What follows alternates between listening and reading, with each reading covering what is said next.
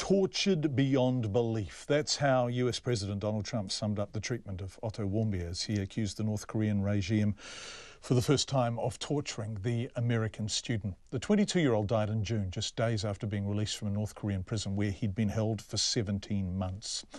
Now, US diplomat Evans Revere counselled Otto Warmbier's family for over a year after he was detained in North Korea. Whilst he absolutely despairs of what happened to Otto, Evans feels deeply for the family. He's also worried about the escalation of rhetoric attached to the US response. So I asked Evans Revere what difference the family's interview and Donald Trump's response to it has made to an already volatile diplomatic situation. The information that came out was very disturbing.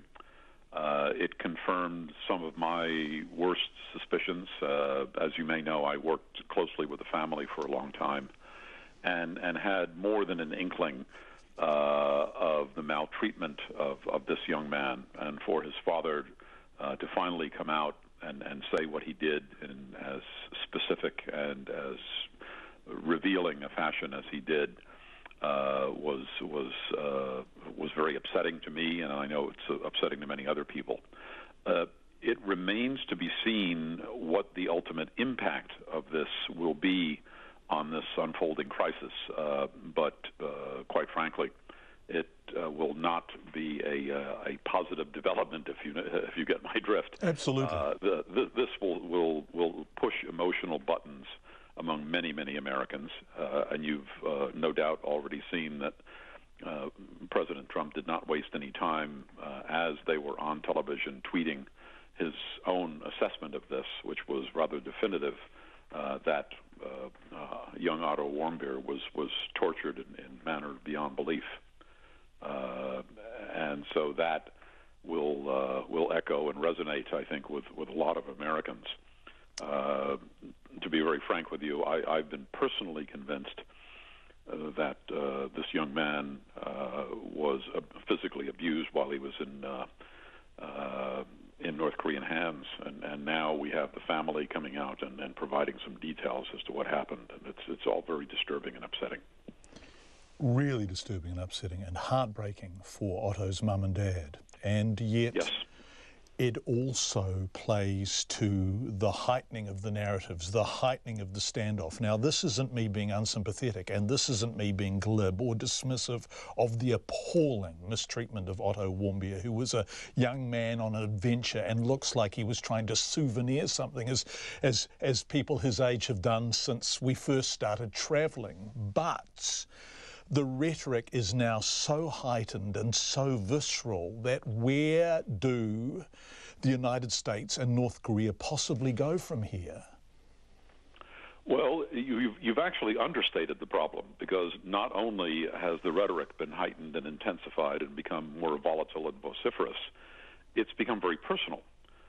You have two leaders, the two primary actors in this drama or tragedy, who are addressing each other in the international media in pretty hostile terms, very hostile terms, in a way that's really unprecedented in the history of U.S.-North Korea relations. Over the years, it's usually been the North Korean side that's engaged in this over-the-top rhetorical bombast, and Americans, especially experts on North Korea, have taken it all in stride, because we've heard this before, and we've been able to separate North Korean rhetoric from the reality of what North Korea can do. But now we have a North Korea that is not only continuing to engage in this rhetorical overkill, but actually has the ability to do some of the things that it is threatening to do. And then on top of that, we have the American president, who is engaging personally in attacks on the North Korean leader. And it's been reported in the American press that he's done this against the advice of many of his key advisors. And for those who know something about North Korea, there's probably nothing more likely to elicit a strong and violent response from the North Koreans than attacking their leadership. They are compelled to respond. They are compelled to respond in the strongest way. and they have done precisely that. So now you have two leaders, each attacking the other, each of them probably unable to back down because of reasons of face. And then getting back to your question, where do we go from here? It's very difficult for these two leaders to back down without losing face. And so I don't have an easy answer to your question, but let us hope that there are wise people and wise counselors in both capitals that can suggest some mechanism that would enable the two sides to de-escalate. I don't know what that is, some sort of symbolic action that one side or the other could take, or some quiet channel that could be established between the two capitals in which there could be agreement to stand down. But something is going to need to happen at this point, because we've gone very, very far down this rhetorical path. The two leaders are now personally engaged in this mudslinging match against each other, using the worst possible language, and that is not a healthy situation to be in. And as an American, I'm particularly concerned because we normally have not played this game in the past. We've left it to the North Koreans to engage in these excesses, and we've stayed out of it. We've stayed above it, which is where we should be. But here we are.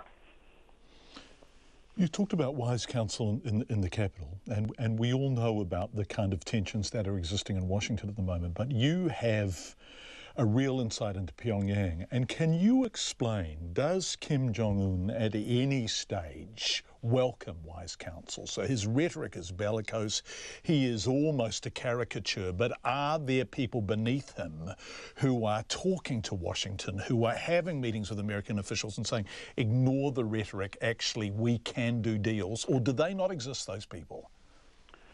Well, you could say that a number of the people who might have performed that role are no longer with us. Some of the senior officials and military people and others who've been executed by this leader. One likes to think that every government, irrespective of its politics, irrespective of its ideology, has people that can approach the leader and present a different view. But keep in mind that, first of all, the North Koreans who meet with Americans are almost exclusively foreign ministry officials. The foreign ministry in North Korea traditionally has not been the major player on these issues. They've been a player, but not the major player. The foreign minister himself is probably extremely well connected and respected by the leader, but the rest of the ministry, those who are often meeting with Americans, are somewhat out of the loop, as we like to say, in terms of their ability to really have an impact on the leader. That being said, my experience with North Korea, which goes back a few years, tells me that their leadership and their leader, they have channels, they have ways of getting information from the field, getting information through their system that gives them a picture of what the United States is thinking and what it may be considering doing.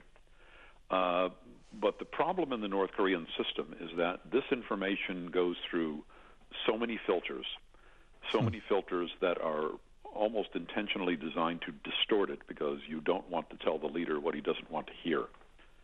And I've had personal encounters with the North Koreans over the years in which I have said things to them, and one can see the physical reaction when you say these things, because they will have to report these things, and in reporting them, they could get themselves in trouble.